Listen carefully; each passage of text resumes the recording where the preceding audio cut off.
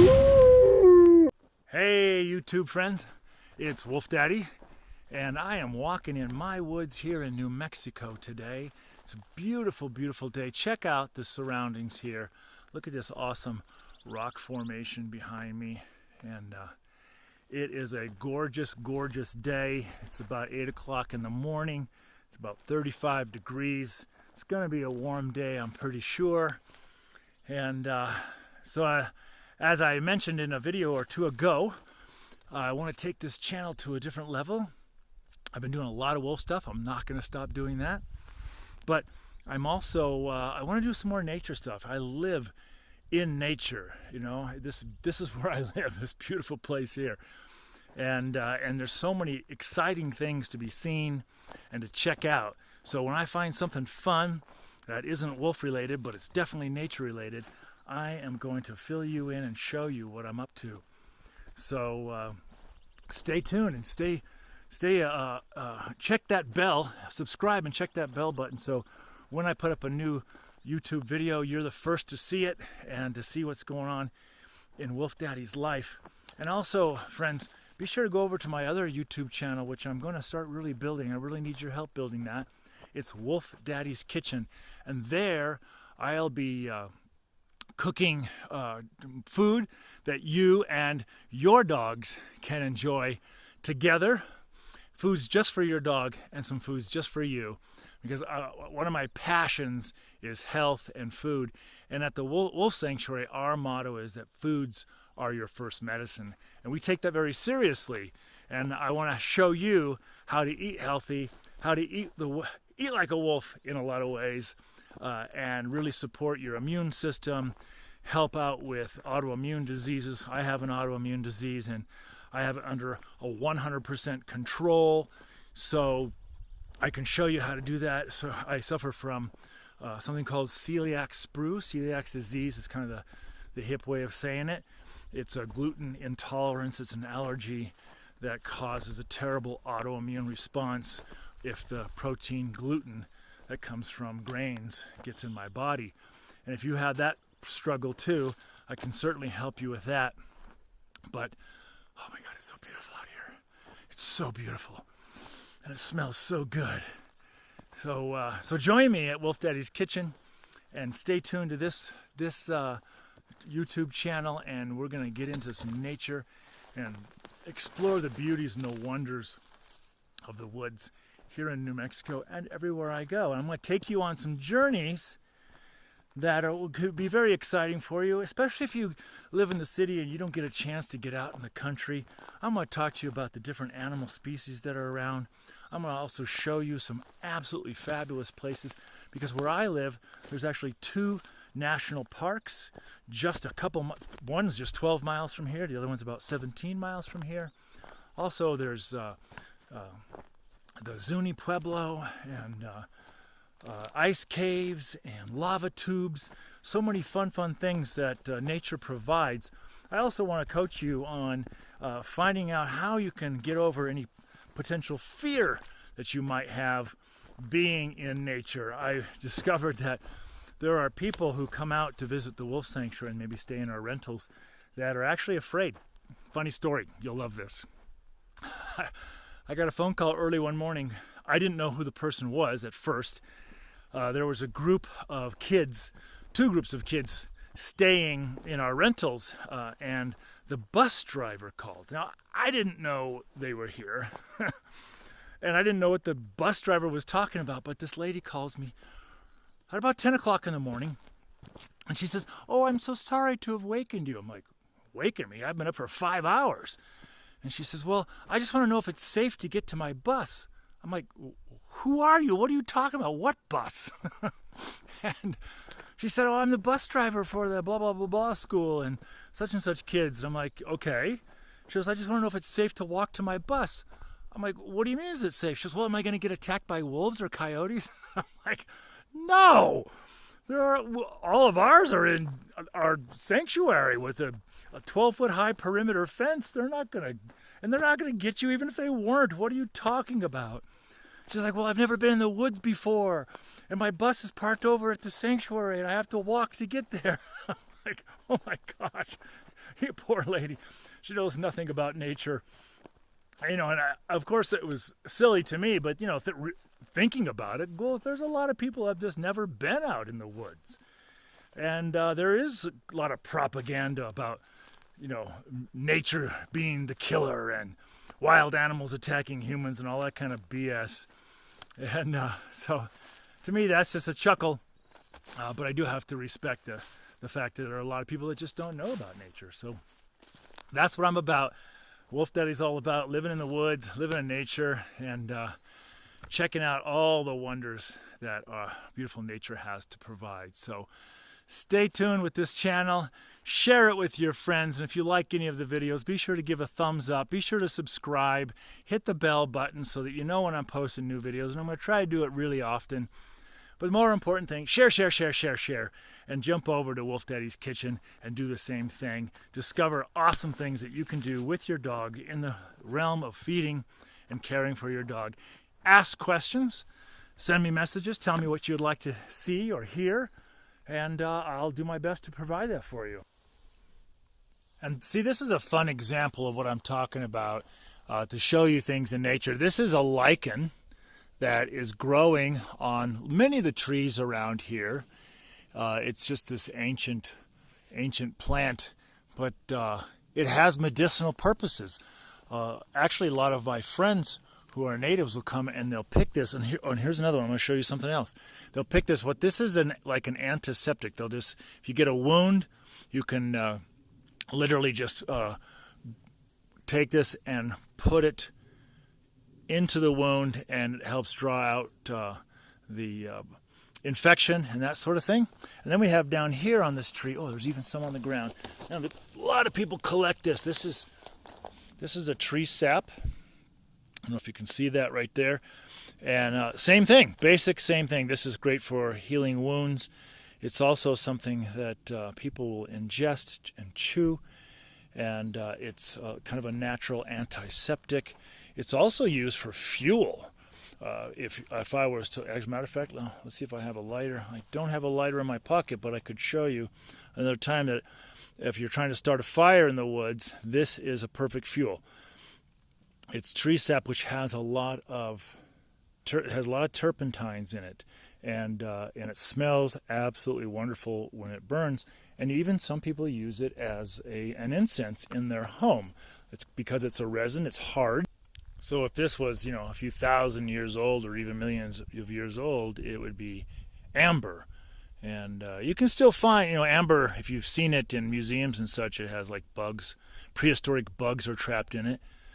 And here, of course, there's almost always going to be bugs. This is a very sweet thing as it's more in a liquid form when the tree sap is actually running. But it comes from where a tree got wounded, a branch fell off maybe, or something like that. And in order to protect itself, it creates this turpentine-filled sap to protect the wound of the tree.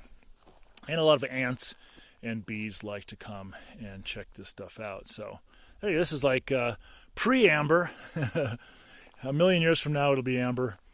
But one of the fun things that I find in the woods. So that's just a couple fun examples of what I get to see and find in the woods. I love finding tracks of animals. The tracks you'll see mostly out here where I live are, of course, bunny rabbits.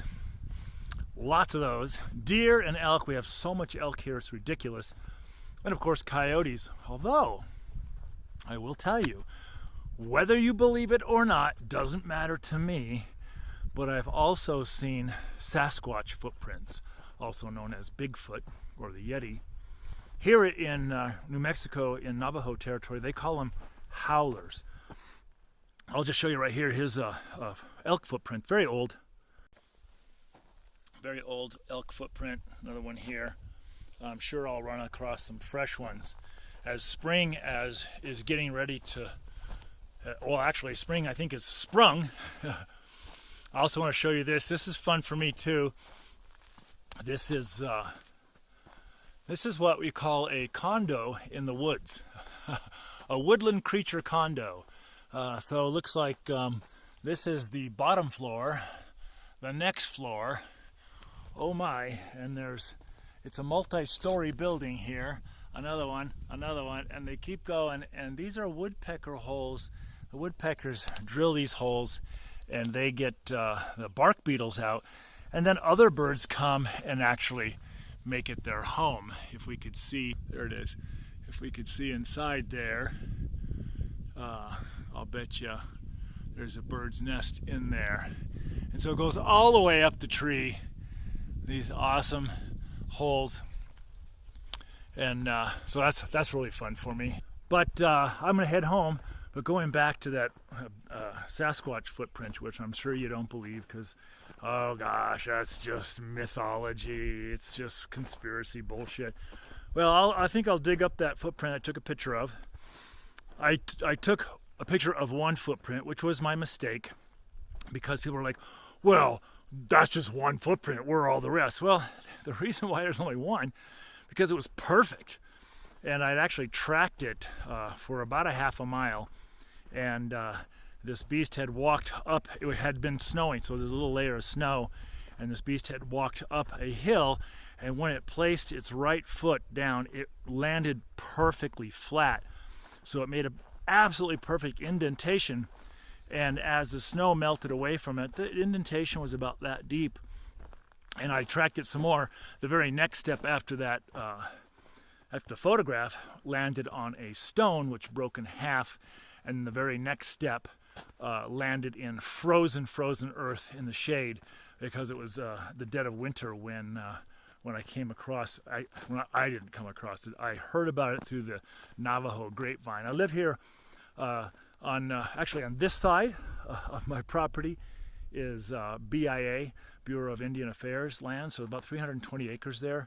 And then just to this side of me is 320 acres of BLM, Bureau of Land Management. And when I had heard on Navajo radio that someone had taken photos of a Bigfoot print, so I went. I knew the general location when they said where it was, so I found a friend, Navajo friend, and asked him where it was. He said, "Hey, follow that truck over there." So I followed the truck to the footprint. There was actually the local medicine man and his wife basically escorted me to where the footprint was, and they did some prayers over the footprint, and in their tradition, for ceremonial purposes, they lay down corn pollen. It's something very sacred to them. So the medicine man did some prayers, put some corn pollen around the footprint, and then gave me permission to take some photos and do some tracking, just so I could see approximately where it came from, and where it went. And then I interviewed the family just to talk about Sasquatch and Bigfoot, and it was very exciting. They told me some great stories, but I'll share with you the story I found the best.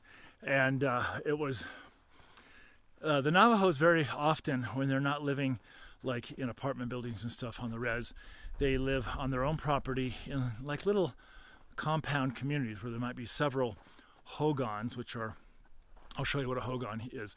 I live in one. So there's several hogans with the different family members in them. And it was summertime, about 9 o'clock at night. Sun was going down because it stays light till about 9. And the ladies called the kids. There's about 5 or 6 kids. Called the kids in. "Come on in, kids. Getting late." And all the kids came in. And one of the boys said, "Oh, I forgot my whatever toy." And his auntie said, "Go out there and get it." So he went outside, and he come running. The lady said he come running, screaming back in the house, and started pushing her out the door, going, "You go get my toy. You go get my toy." She's like, "No, you go get it." He goes, No. There's a giant man dressed like a monkey out there."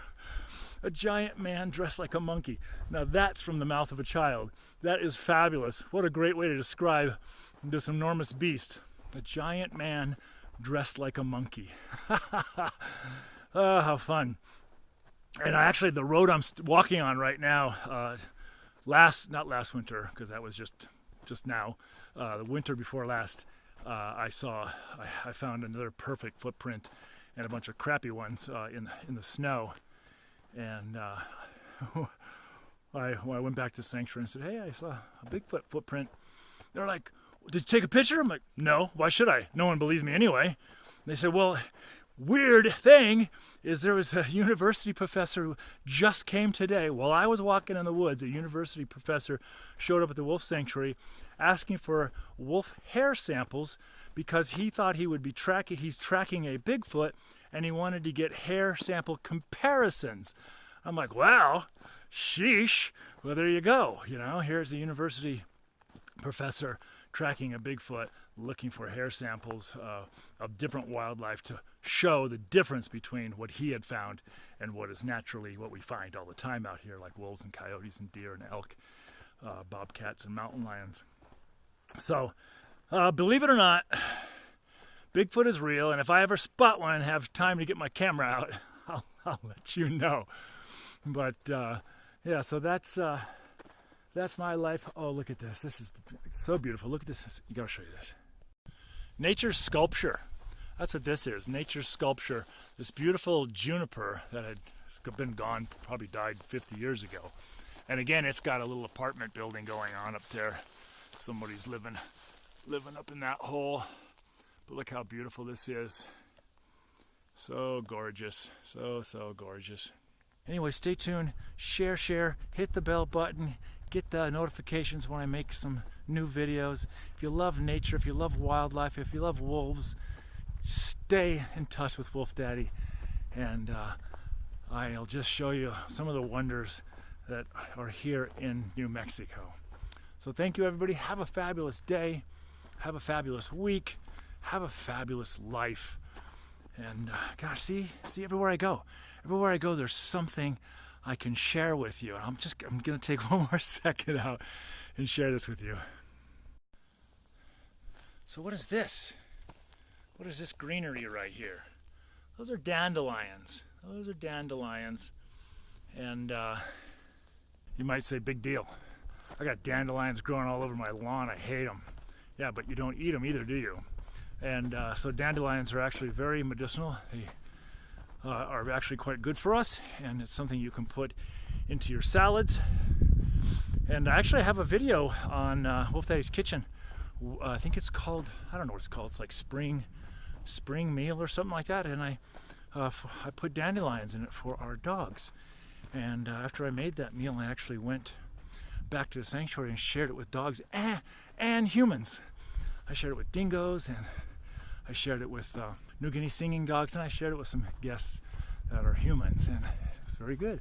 So check out Wolf Daddy's Kitchen, and that I'll put the link down below to that particular YouTube video. So anyway, once again, thanks for sharing my woodland life, and I'll be talking to you all very, very soon.